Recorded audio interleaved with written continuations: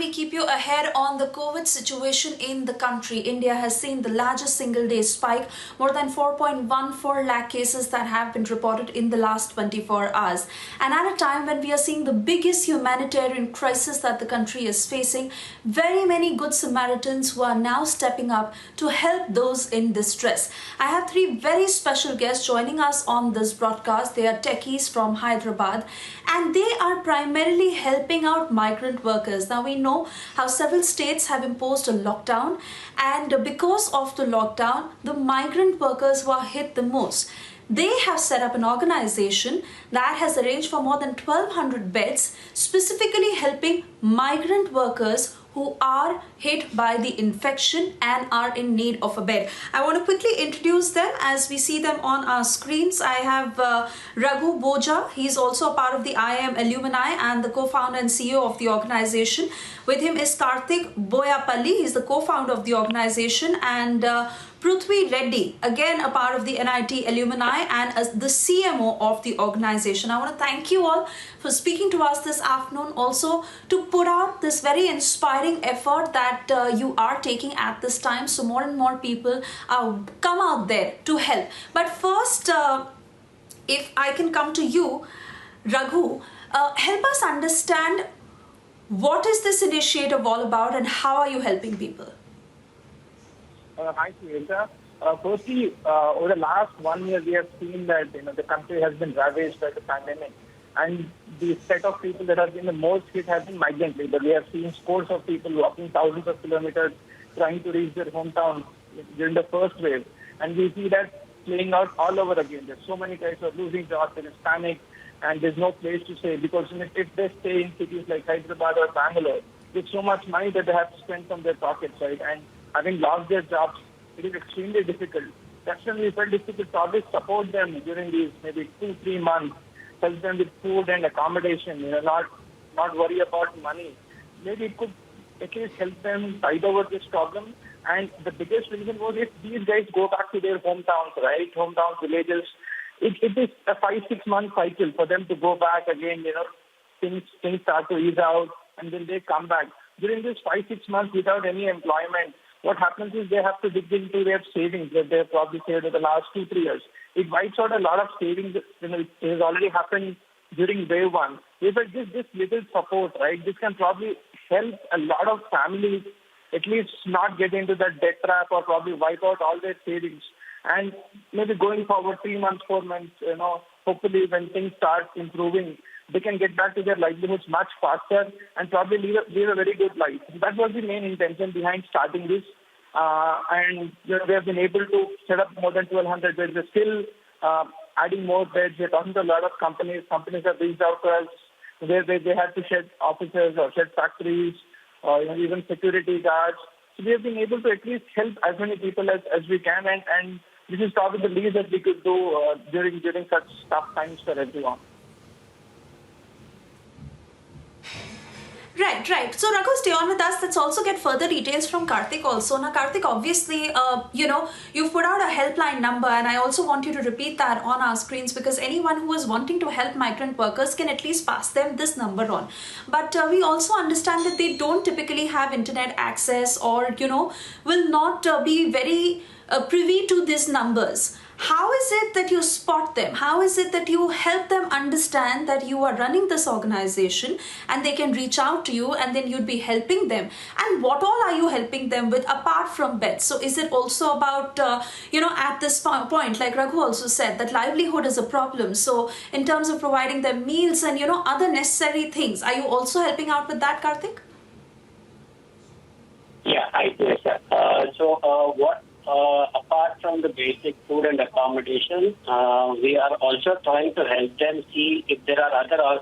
We work with a lot of organizations who help these guys get employment. So we are also reaching out to those organizations to see if they can help these migrant workers who are without a job or trying to get back to their villages without any job security, not knowing what is there in them for future.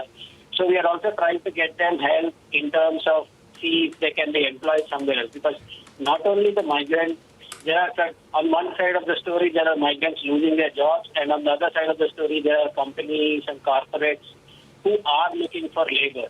So there is this fear factor in these workers that the urban India will not support them in case of issues like what has happened in COVID-1 and in COVID-2. So that is the trust factor, because of which they want to go back to their safe havens of their home.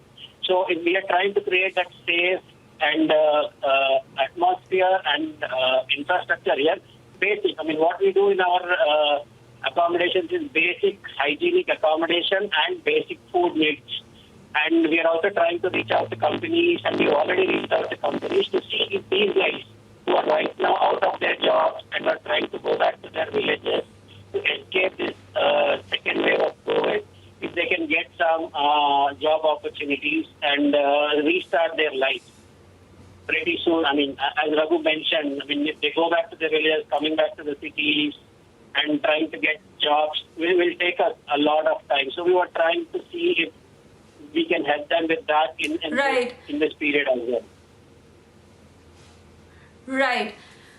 And this is a wonderful, wonderful initiative, I must say. I'm sure the entire country is lauding you right now, because you're also targeting a section of the society which is worse hit during this pandemic.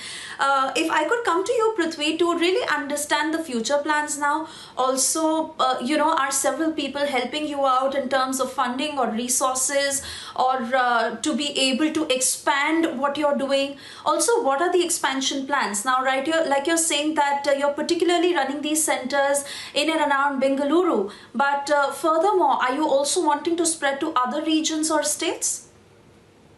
Yes, Sarita. We know neither this journey or not this working is ordinary for these people. So, coming to the expansion plan, as of now, we are present. Tikana is present in Hyderabad, Bangalore, Chennai, and other cities. So, we have started these Tikana Sahara initiative in Hyderabad and Bangalore now.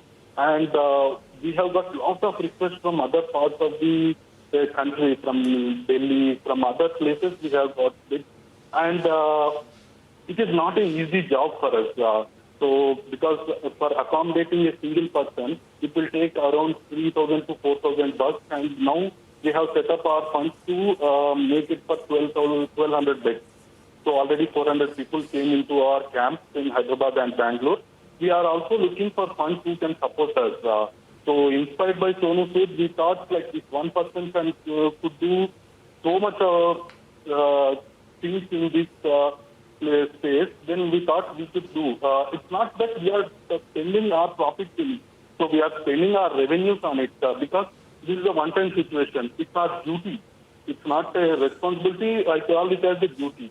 So we are doing. We are also seeking funds from others, where whoever can help. But whatever we could do now, we are doing. And very soon we are planning to expand it to the Delhi, where we have got a lot of requests. And RAGHU is looking into that space. Right. Prithvi, RAGHU and Karthik, I must say that it's been wonderful talking to you, and I wish you all the very best for all these efforts that you all are putting in. I hope more and more help comes in from every section possible, and most importantly, as much as we can do for anyone and everyone to save humanity at this point, we hope we all come together and fight this out, and which is why Republic continues to say, stay strong India. Thank you all for speaking to us. One small point, we would like to repeat the number where people can call and avail this service. It is 824-744-0154. Wonderful. Thank you for putting out the numbers, and also I'd like to tell all our viewers that all these details will be accessible on republicworld.com. So anyone who has heard this interview and is wanting to help out migrant workers out there, all the good Samaritans stepping up at this point should certainly collaborate with you and reach out to you. Thank you. Thank you all for speaking to us. Sure. Thanks a lot, Suresh. Thank you so much.